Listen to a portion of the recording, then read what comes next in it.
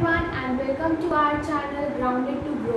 तो कल जैसे कि हम अपने चैप्टर 7 डायरेक्टिंग को पढ़ रहे थे, आज की क्लास में हम इस चैप्टर को फिनिश करेंगे। तो without wasting any time let's get started. आज हम पढ़ेंगे पहले इनफॉर्मल कम्युनिकेशन के बारे में। कल हमने पढ़ा कि फॉर्मल कम्युनिकेशन क्या होती है, मतलब जब एम्प्लॉयज़ अपनी रैंक या अपनी पोजीशन के हिसाब से ऑर्गेनाइजेशन में कम्युनिकेट करते हैं, उसे कहते हैं फॉर्मल कम्युनिकेशन।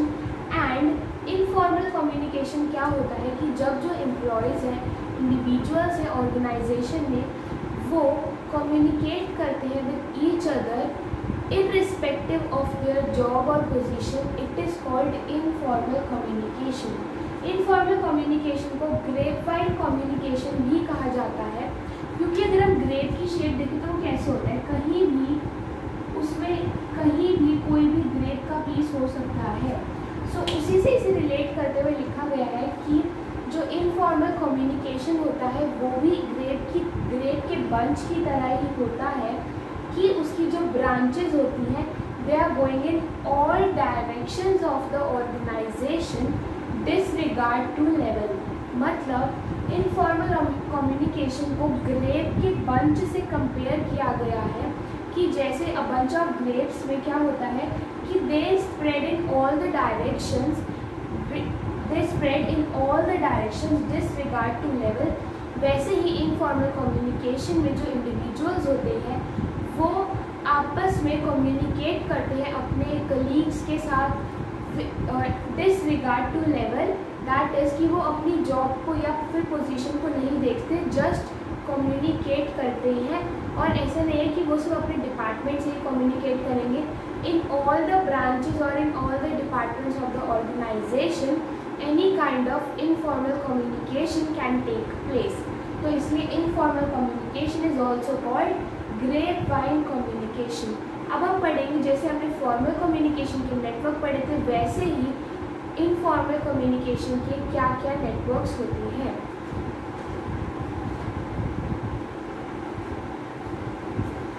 तो अब हम पढ़ेंगे इनफॉर्मल कम्युनिकेशन के नेटवर्क्स क्या क्या होते हैं। मतलब जब हम कम्युनिकेट करते हैं, इनफॉर्मल कम्युनिकेशन करते हैं, तो वो किस किस टाइप से हम इंडिविजुअल जो है, एम्प्लॉयज़ जो है ऑर्गेनाइजेशन में कर सकते हैं। फर्स्ट है single stranded network. Single stranded network का मतलब क्या होता है कि जो कोई भी फर्स्ट इंडिविजुअल जिसके पास इंफॉर्मेशन है वो जब पास करेगा तो एक ही इंडिविजुअल को पास करेगा। लाइक सपोज इस इंडिविजुअल के पास इंफॉर्मेशन थी, उसने इस इंडिविजुअल को पास की। अब ये जो इंडिविजुअल है ये नेक्स्ट किसी भी एक इंडिविजुअल को इंफॉर्मेशन पास करेगा और ऐसे ही इंफॉर्मेशन पास ऑन होगी, लेकिन हर लेवल पे सिर्फ एक ही एम्प्लॉय को ये इंफॉर्मेशन दी जाएगी। इसे कहते हैं सिंगल स्ट्रैंडेड नेटवर्क। नेक्स्ट है प्रोबेबिलिटी नेटवर्क। प्रोबेबिलिटी नेटवर्क का मतलब क्या होता है कि जिस इंडिविजुअल या एम्प्लॉय के पास इंफॉर्मेशन है वो किसी को भी कभी भी इंफॉर्मेशन शेयर कर सकता है। मतलब हर किसी को उसकी इंफॉर्मेशन के बारे में जानने की एक प्रोबेबिलिटी होती है। ज़रूरी नहीं है कि जिस एम्प्लॉय या इंडिविजुअल के पास इंफॉर्मेशन है वो सिर्फ एक ही को बताएगा। हो सकता है कि वो 2 को बताए या 3 को बताए या किसी को भी ना बताए या फिर सबको बताए या फिर सिर्फ अपने ट्रस्टवर्दी को बताए। तो हर एक चीज़ की होने की जिसमें प्रोबेबिलिटी होती है उसे कहते हैं हम प्रोबेबिलिटी नेटवर्क। मतलब हो सकता है कि जो फर्स्ट था उसने 2 को बताया, आगे उन दोनों ने एक एक को बताया, जिनको उन्होंने एक एक को बताया उन्होंने आगे 3 को बता दिया। तो कोई भी प्रोबेबिलिटी हो सकती है, मतलब किसी को भी इस नेटवर्क में इंफॉर्मेशन पास ऑन की जा सकती है। तो अब हमारे जो लास्ट 2 या जो नेक्स्ट 2 नेटवर्क है इनफॉर्मल कम्युनिकेशन के, वो है gossip network and cluster network.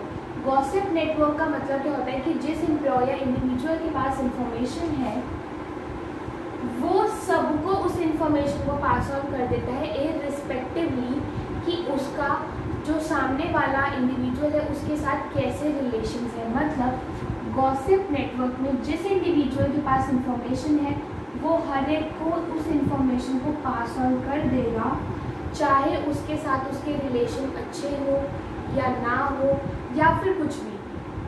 In this network the information is passed on to all the individuals। अब नेक्स्ट है क्लस्टर। क्लस्टर भी गॉसिप की तरह होता है, बस इसमें छोटा सा डिफरेंस होता है। क्लस्टर में क्या होता है कि जिस इंडिविजुअल के पास इंफॉर्मेशन है वो सबको इंफॉर्मेशन पास करता है, लेकिन उन सब में सिर्फ वो आते हैं जिन पे ये वाला जो इंडिविजुअल है वो ट्रस्ट करता है। गॉसिप में क्या था कि जिसके पास इंफॉर्मेशन है वो सबको पास ऑन करेगा इररिस्पेक्टिव कि उसके रिलेशंस किसके साथ कैसे हैं। लेकिन क्लस्टर में क्या होता है कि जिसके पास इंफॉर्मेशन है वो सिर्फ उन्हीं को पास ऑन करेगा जिस पे उसे ट्रस्ट है। लाइक सपोज एक इंडिविजुअल है, उसे इस वाले गॉसिप में कोई ऐसी इंफॉर्मेशन है जो सबकी जाननी बहुत ज़रूरी है, तो उसने सबको बता दी, दैट इज गॉसिप। लेकिन क्लस्टर में उसे लगा कि ये जो इन्फॉर्मेशन है ये सिर्फ जो उसके बेस्ट फ्रेंड्स हैं या जो उसके रिलेटिव्स हैं उन्हें ही पता होनी चाहिए, तो उसे हम कहेंगे कि जिन पे उसे ट्रस्ट है उन्हें उसे बताई, that is called cluster network. तो ये हमने पढ़े 4 नेटवर्क्स ऑफ इनफॉर्मल कम्युनिकेशन। अब हम पढ़ेंगे इस चैप्टर का last topic, that is communication barriers. मतलब जब हमने कम्युनिकेशन का प्रोसेस समझा था तो उसमें हमने देखा था कि नॉइज़ जो है वो कम्युनिकेट करने में किन्हीं भी 2 इंडिविजुअल्स के बीच में एक बैरियर का काम करती है या ऑब्स्ट्रक्ट करती है कम्युनिकेशन को। तो कम्युनिकेशन बैरियर्स मतलब क्या क्या चीज़ें होती हैं जो कम्युनिकेट करने को रोकती हैं, उनको हम पढ़ेंगे डिटेल में, जो कि हमारे इस चैप्टर का लास्ट टॉपिक है।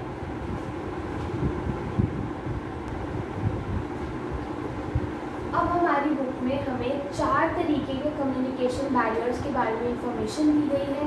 पहले हम पढ़ेंगे कि वो मेनली होते क्या है और फिर उनके अंदर भी किस किस टाइप के बैरियर्स आ सकते हैं कम्युनिकेशन में। फर्स्ट है साइकोलॉजिकल बैरियर्स।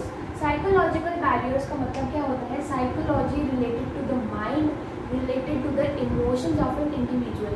बेसिकली अगर किसी इंडिविजुअल का मन नहीं है कि वो सामने वाले की बात को सुने तो वो उसे इग्नोर करेगा, ऑब्वियसली इग्नोर करेगा। So that acts as a communication barrier, जिसको हम साइकोलॉजिकल बैरियर भी कहते हैं। नेक्स्ट है सिमेंटिक बैरियर्स। सिमेंटिक बैरियर्स का मतलब क्या होता है? Basically it is related to language, this is related to emotions and this is related to language. मतलब जब कोई सामने वाला कुछ बोल रहा है और हमें उसकी लैंग्वेज समझ नहीं आ पा रही है या जो वो कहना चाह रहा है उसका असली मतलब समझ नहीं आ रहा है, तो उसे हम किसके अंडर कंसीडर करेंगे? सिमेंटिक बैरियर्स के अंडर। नेक्स्ट है ऑर्गेनाइजेशनल बैरियर। ऑर्गेनाइजेशनल बैरियर का मतलब क्या होता है कि जो सपोज टॉप लेवल मैनेजमेंट ने पॉलिसीज़ बनाई, उन्हें हम तक जब पहुंचाया गया तो वो ढंग से उन्हें कन्वे नहीं किया गया या फिर हमें वो समझ नहीं आई, so that's a part of organisational barrier. And last है पर्सनल बैरियर। पर्सनल बैरियर का मतलब क्या होता है? जब कोई किसी से बात ही नहीं करना चाहता तो उसको भी हम पर्सनल बैरियर में ही डालते हैं। ये 4 हैं जिनको हम आगे डिटेल में पढ़ेंगे।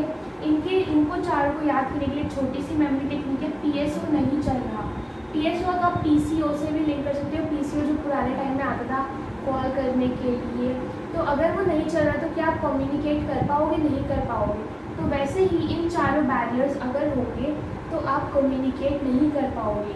P² से साइकोलॉजिकल एंड पर्सनल, S से सिमेंटिक एंड O से ऑर्गेनाइजेशनल।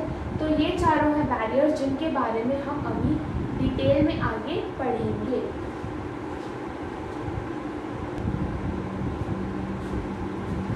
तो अब हम पढ़ेंगे first barrier, that is semantic barrier के बारे में डिटेल में। मतलब सिमेंटिक बैरियर के अंदर कौन कौन से टाइप के कम्युनिकेशन बैरियर्स आ सकते हैं। सिमेंटिक बैरियर को हमने पढ़ा था कि सिमेंटिक बैरियर होते क्या है। बेसिकली जब सामने वाले को हमारी लैंग्वेज या जो हम मैसेज देना चाह रहे हैं उसका एक्चुअल मीनिंग समझ नहीं आ पाता due to any of the following reasons, उसे हम कहते हैं सिमेंटिक बैरियर्स। अब ये जो रीजंस होते हैं ये क्या क्या हो सकते हैं कि सामने वाले को हमारा जो मैसेज है वो समझ नहीं आया, तो इनको अब हम पढ़ेंगे। फर्स्ट है badly expressed message. Badly express message का मतलब क्या है कि जो हमें सामने वाले को कम्युनिकेट करना है, अगर हम उसे ढंग से प्रेजेंट करके ना बोलें या फिर उसे ढंग से प्रॉपरली प्रोनाउंस करके ना बोलें, तो ये पॉसिबल है कि उसे वो मैसेज समझ में ना आए। लाइक सपोज मैं बोल रही हूँ बैडली एक्सप्रेस मैसेज, अगर मैं इसको सीधा बोलती BEM, तो क्या किसी को समझ आता है कि मैं क्या बोल रही हूँ BEM? जब तक मैंने नहीं बताया कि बैडली एक्सप्रेस्ड मैसेज को मैं BEM कह रही हूँ, तो क्या हमें समझ आएगा कि मैं क्या कह रही हूँ BEM? नहीं। So that's a part of badly expressed message. Second है symbols with different meanings. Symbols with different meanings का मतलब क्या होता है कि हमने कोई एक ऐसा वर्ड यूज़ किया जिसको जो सामने वाला है वो उसके दो या दो से ज़्यादा मतलब निकाल सकता है। लाइक सपोज हमारी कोई कन्वर्सेशन चल रही थी, मैंने उसे बोला ओके, तो सामने वाले को ये भी लग सकता है कि मैं ओके हाँ ठीक है ये वाला बोल रही हूँ, या फिर उसे ये भी लग सकता है कि मैंने सरकास्टिक वे में बोला। तो जो वो सामने वाला इंडिविजुअल है वो कंफ्यूज हो जाएगा कि मैंने ओके किस वे में बोला। तो इसको हम इसमें डालेंगे, that is symbols with different meanings. Next है फॉल्टी ट्रांसलेशंस। फॉल्टी ट्रांसलेशंस का मतलब क्या होता है कि मैंने जो मैसेज दिया सामने वाले ने उसका गलत मतलब या कोई और मतलब निकाल लिया। लाइक मैंने कहा कि अपनी मदर को कहा कि मम्मी आप खाना तैयार कर लो, तो माइट बी पॉसिबल कि उन्हें लगे कि मैं कह रही हूँ कि आप खाना कुक कर लो, लेकिन एक्चुअल में माइट बी मैं ये कह रही हूँ कि आप उसको सर्व कर लो। सो ये फॉल्टी ट्रांसलेशंस हो सकती हैं सिमेंटिक बैरियर्स के अंडर। नेक्स्ट है अनक्लैरिफाइड एजम्पशंस। अनक्लैरिफाइड एजम्पशंस का मतलब क्या होता है कि हमें ये क्लियर करना है कि हम एक्चुअल में कहना क्या चाहते हैं। लाइक सपोज हमारी NCERT में ही इसका एक एग्जाम्पल दिया हुआ है कि एक बॉस ने अपने जूनियर को कहा कि you need to take care of your guest, मतलब जो ऑर्गेनाइजेशन के गेस्ट हैं आपको उनकी टेक केयर करनी है। अब जो और एम्प्लॉय है वो ये सोचेगा कि जो सर ने कहा इसका मतलब ये है कि मुझे उनको एयरपोर्ट से उनके होटल तक आराम से पहुंचा देना है, लेकिन बॉस का मतलब था कि जो उनके गेस्ट है उनका प्रॉपरली ध्यान रखा जाए हर एक चीज़ का। तो जब तक बॉस ये क्लियर नहीं करेगा कि वो किस तरीके से टेक केयर कह रहा है गेस्ट की, तब तक जो एम्प्लॉय उसे समझ नहीं आएगा। That's a part of unclarified assumptions. Next है टेक्निकल जार्गन। टेक्निकल जार्गन का मतलब क्या होता है कि सामने वाला जिसे किसी चीज़ के बारे में नहीं पता हो उसके लिए उस चीज़ के कुछ हैवी वर्ड्स को यूज़ कर लेना। लाइक सपोज मैं आपको ये चैप्टर पढ़ा रही हूँ, अचानक से मैं फाइनेंशियल मार्केटिंग का कोई एक भारी भरकम सा वर्ड लिख देती हूँ। लाइक सपोज मैंने लिख दिया bullish period and bearish period, तो आप ये सोचोगे कि डायरेक्टिंग चैप्टर में क्या आ गया, बुलिश पीरियड बियरिश पीरियड, नहीं समझ पाओगे ना, क्योंकि ये टेक्निकल वर्ड्स हैं जिनको हमें पहले समझना पड़ेगा, तभी ये हमें समझ आएंगे। तो अगर मैं कम्युनिकेशन में कोई ऐसा टेक्निकल वर्ड यूज़ कर देती हूँ जो सामने वाले को माइट भी समझ में ना आए, जिसकी वजह से जो हमारा कम्युनिकेशन है वो अच्छे तरीके से पूरा ना हो पाए, then that's called technical jargon. Last है बॉडी लैंग्वेज। ऐसा भी हो सकता है कि हम बोल रहे हो हाँ ठीक है हम काम कर देंगे, लेकिन हमारी बॉडी लैंग्वेज ऐसी हो कि यार मेरा तो मन ही नहीं है काम करने का, हाँ ठीक है हम कर देंगे। हमने बोला कि हम काम कर देंगे, लेकिन हमारी बॉडी लैंग्वेज कह रही थी कि हम उस काम को नहीं करना चाहते। तो जो सामने वाला इंडिविजुअल है वो कंफ्यूज हो जाएगा कि करना भी चाहता है या ऐसे ही बोल रहा है। So that also leads to semantic barrier. ये सारे थे सिमेंटिक बैरियर के टाइप्स, या फिर किस तरीके से सिमेंटिक बैरियर की सिचुएशन क्रिएट हो सकती है। अब ये जो है इनके लिए एक मेमोरी टेक्निक है, that is us between true and false. मतलब अगर हम किसी से कम्युनिकेट कर रहे हो, कोई सिमेंटिक बैरियर आ जाता है बीच में, तो हम कंफ्यूज हो जाएंगे या हम बीच में फंस जाएंगे ट्रू एंड फॉल्स के, मतलब कि क्या चीज़ ट्रू है क्या चीज़ फॉल्स है हम आइडेंटिफाई नहीं कर पाएंगे क्योंकि सिमेंटिक बैरियर बीच में आ गया।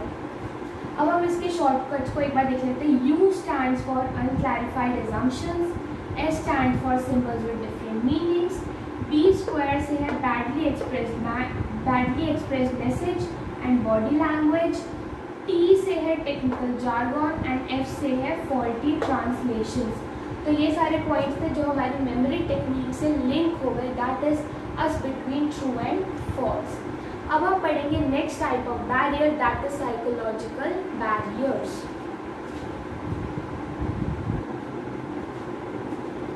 तो अब हम नेक्स्ट बैरियर टू कम्युनिकेशन पढ़ेंगे, that is psychological barrier. Psychological का मतलब क्या होता है? Related to our brain, related to our mind.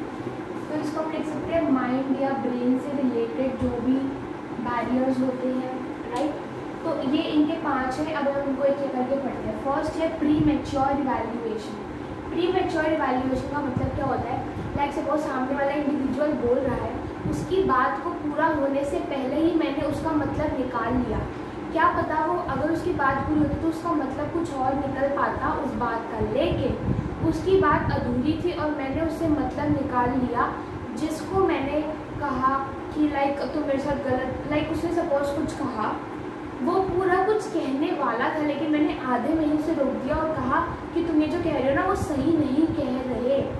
तो इससे क्या होगा? हमने प्री मैच्योर मतलब टाइम से पहले ही सामने वाले की बात को कंप्लीट होने से पहले ही इवैल्यूएट करके उसका मतलब निकाल लिया और अपना रिप्लाई भी दे दिया, जिसको हम साइकोलॉजिकल बैरियर के अंदर पुट करते हैं। मतलब कि सामने वाला प्रॉपरली अपनी बात को कम्युनिकेट ही नहीं कर पाया, जिससे पहले ही हमने अपना डिसीजन या अपना रिप्लाई सुना दिया, उस बात को इवैल्यूएट पूरे तरीके से किए बिना। नेक्स्ट है lack of attention. Lack of attention का मतलब हम सिंपल से लेते हैं कि लाइक सपोज टीचर क्लास में पढ़ा रही है, लेकिन बच्चे जो है लाइक सपोज एक स्टूडेंट है, उसकी अटेंशन ही नहीं है क्लास में, ही इज़ डे ड्रीमिंग।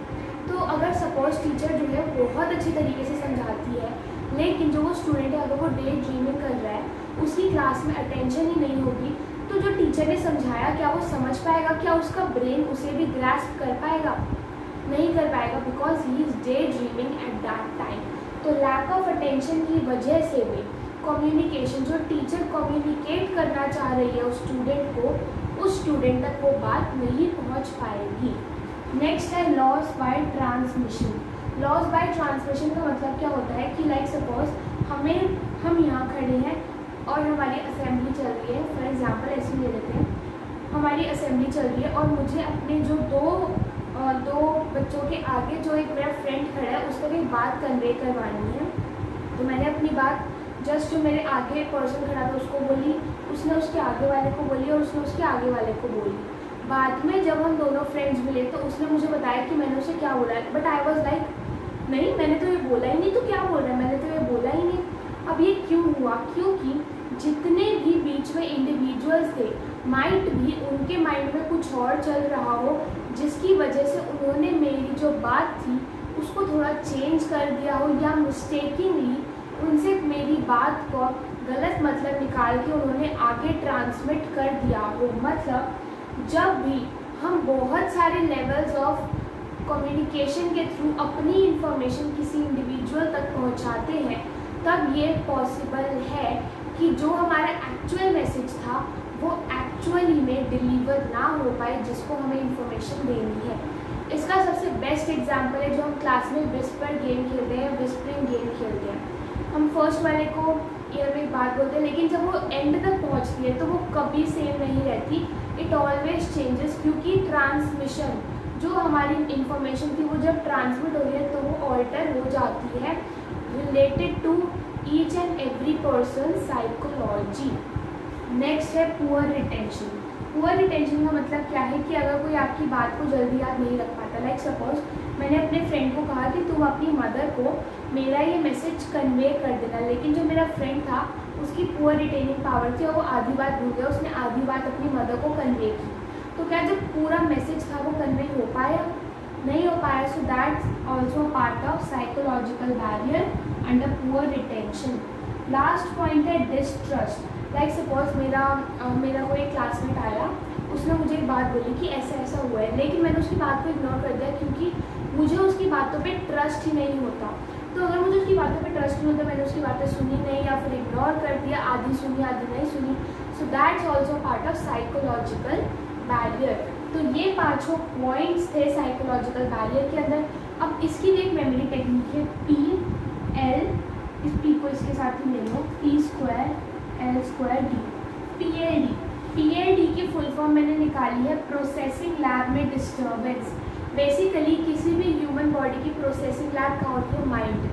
तो यहाँ पे अगर किसी भी ह्यूमन के माइंड में डिस्टर्बेंस होगी, मतलब उसका माइंड ठीक से काम नहीं कर रहा है, it just for an example, ऐसा होता नहीं है लेकिन ये सिर्फ मेमोरी टेक्निक के लिए है कि प्रोसेसिंग लैब में डिस्टर्बेंस है, इसीलिए साइकोलॉजिकल बैरियर्स ऑफ कम्युनिकेशन को हमें फेस करना पड़ता है।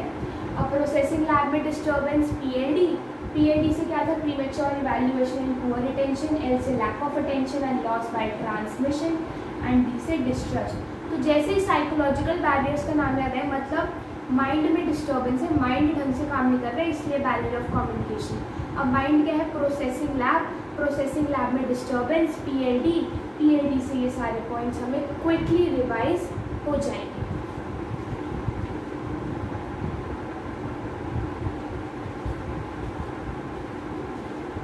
Now the third barrier of communication is organizational barrier।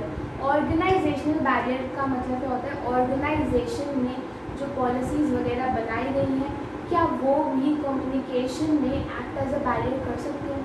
Obviously कर सकते हैं। अब इनके कुछ एग्जांपल हैं। एनसीईआरटी में 3 से 4 पॉइंट बनाए गए हैं इन्हीं चीज़ों को लेकर, जिनको मैंने एक ही पॉइंट में मर्ज कर दिया है। बेसिकली ऑर्गेनाइजेशन के स्ट्रक्चर के लिए जो भी पॉलिसीज़, रूल्स, रेगुलेशंस बनाए जाते हैं, या फिर एम्प्लॉयज़ के लिए जो भी फैसिलिटीज़ ऑर्गेनाइजेशन प्रोवाइड करती है, उन सबको कम्युनिकेशन को सपोर्ट करना चाहिए। मतलब कोई भी पॉलिसी, रूल या रेगुलेशन या फिर कोई ऐसी फैसिलिटी हमें नहीं देनी है जो हमें किसी भी अपने पास वाले कलीग या एम्प्लॉयर के साथ कम्युनिकेट करने में रिस्ट्रिक्शन पैदा करे या बैरियर की तरह एक्ट करे। नेक्स्ट पॉइंट है स्टेटस। स्टेटस का मतलब क्या होता है कि सुपीरियर अगर ये सोचता है कि उसे अपने सबॉर्डिनेट से बात नहीं करनी चाहिए क्योंकि वो उसका सुपीरियर है, या फिर सुपीरियर जो है वो ये सोचता है कि अगर वो सबॉर्डिनेट से बात करेगा तो उसकी इमेज डाउन हो जाएगी, तो ये भी ऑर्गेनाइजेशनल बैरियर का ही पार्ट होता है। These two are the main points। अगर आपको ये 4 नंबर में आ जाए क्वेश्चन तो आप पॉलिसी को 1 पॉइंट, रूल्स एंड रेगुलेशंस को 1 पॉइंट एंड फैसिलिटीज़ को 1 पॉइंट बनाकर लिख सकते हो। लेकिन इन तीनों में सेम चीज़ थी तो मैंने इन तीनों को एक साथ ही लिख दिया है। अब हम पढ़ेंगे last barrier, that is personal barrier.